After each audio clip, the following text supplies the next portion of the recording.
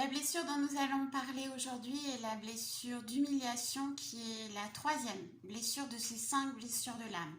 Donc bien évidemment, une personne souffrant de ce genre de blessure est une personne qui a subi l'humiliation, qui a été finalement dépossédée de son droit d'être parfaitement imparfait. Ça peut venir des moqueries dans la famille, ça peut venir aussi malheureusement du harcèlement, qu'il soit psychologique ou physique. Que va faire une personne souffrant de ce genre de blessure? Eh bien évidemment, elle va vouloir se protéger de l'extérieur et elle va encore une fois créer une espèce de forteresse, de prison tout autour d'elle afin de se protéger du monde extérieur qui est finalement source d'humiliation. Elle va aussi être totalement dépossédée de ses moyens et de son estime d'elle-même, pensant que ce genre d'actions sont fondées finalement par rapport à sa personnalité. Une personne qui grandit au fur et à mesure de sa vie avec cette blessure d'humiliation va être une personne qui va avoir un mal fou à avancer. Pourquoi? Parce que tout est danger, tout peut être source d'humiliation.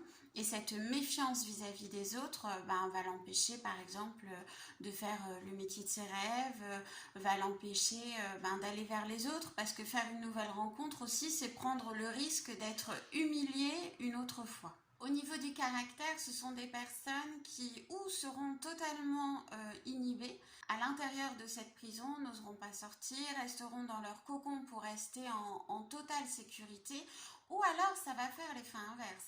C'est-à-dire que ça va être une personne qui veut montrer qu'elle en a, qui veut montrer qu'elle a un certain charisme, alors qu'au fond d'elle, elle est totalement blessée. Donc ça va être une personne qui va en mettre plein la vue. Elle va avoir au niveau matériel des choses très très onéreuses, pensant que la valeur du matériel qu'elle possède est le reflet de sa propre valeur par rapport aux yeux des autres. Donc elle va s'entourer de quoi? Elle va s'entourer de personnes faibles et en totale admiration devant elle, qui vont lui servir de faire valoir finalement, parce que les personnes qui vont être totalement là à bader, vont lui renvoyer une espèce de fierté personnelle qui va lui faire croire finalement qu'il est au-dessus de tout. Cette personne va aussi vouloir tout contrôler, contrôler son image, contrôler sa manière d'être, alors que finalement à l'intérieur, elle est totalement blessée. Elle va vouloir avoir le contrôle aussi sur sa vie de couple. Un total contrôle pour éviter de subir. Et puis on a le côté encore plus fragile. Même s'il n'y a pas de côté plus fragile qu'un autre, les deux côtés sont blessés, sont fragiles, mais nos comportements et notre histoire de vie fait que nous réagissons de manière totalement différente, voire même opposée. On va avoir une personne qui va faire un excès de faux charisme finalement, et une autre personne qui va être enfermée, totalement inhibée, effacée, pour éviter de se confronter finalement à une éventuelle humiliation venant des autres. Comme vous pouvez le constater, selon les blessures, nous avons différents profils. Des profils totalement opposés, selon forcément leur schéma de vie, selon leur histoire personnelle. Mais ce qui est certain, c'est que toute blessure, encore une fois, peut se guérir avec le travail sur soi nécessaire. Je crois que finalement, ça va rentrer, ça. Tout le monde devrait faire ce travail sur soi, parce qu'on arrive tous dans ce monde avec des blessures, d'autres apparaissent au fur et à mesure de notre vie, nous avons tous certaines blessures. Je vous ferai une vidéo juste après la 5e des blessures, justement pour vous expliquer ces différents profils. Au niveau psychanalytique, au niveau énergétique, vous verrez on parlera de ce triangle de Capman, que chaque protagoniste de ce triangle finalement a une blessure interne, et pourtant ils agissent tous de manière différente, ou dans le contrôle et la persécution, dans la victimisation, ou alors dans le fait de vouloir sauver. Toujours en effet miroir, c'est-à-dire que le persécuteur ne va pas vouloir ressembler à la victime, donc voudra avoir le contrôle dessus, parce qu'en ayant le contrôle sur sa victime, eh bien, il a l'impression de contrôler sa propre vie. Le sauveur, lui, va vouloir sauver sa victime. Pourquoi? Effet miroir, parce qu'en sauvant sa victime, il a l'impression de se sauver lui-même. Et la victime, finalement, elle va être dans ce rôle de persécution et dans ce rôle de sauvetage. Eh bien, elle peut y trouver un certain confort, ou alors se dire, bon, maintenant stop, il est temps que je fasse quelque chose, j'ai plus envie de subir.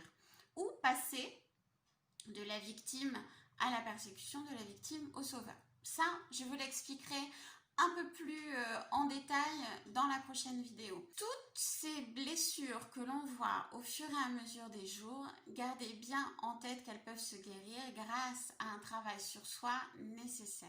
Au niveau psychanalytique, on s'occupe des mots. Au niveau énergétique, on remet tout en place. C'est comme ça ne peut pas être autrement. Ce n'est pas parce que le chemin est long et difficile qu'il est impossible. Gardez bien ça en tête. À vous de savoir ce que vous voulez faire de votre vie. C'est-à-dire que cette guérison, elle est possible pour chacune des blessures. La prise de conscience va arriver à un moment de votre vie, c'est obligatoire. La loi du libre arbitre fait que c'est vous qui allez décider si vous voulez entamer une thérapie ou pas. Ça, c'est votre choix, mais avec les responsabilités qui en découlent. C'est-à-dire que si vous prenez la responsabilité de guérir de ces blessures et de vivre finalement toutes ces étapes qui sont difficiles, parce que le travail de guérison, ce n'est pas du tout un long fleuve tranquille, on passe par toutes les émotions, on revit parfois ces émotions. On peut comprendre aussi que certaines personnes n'ont pas envie de les revivre, ces émotions. Mais dans ces cas-là, vous avez le libre arbitre de ne pas vouloir revivre ces émotions, de ne pas faire de thérapie, mais il ne faut pas se plaindre. Le cercle vicieux ou le triangle vicieux sera toujours le même.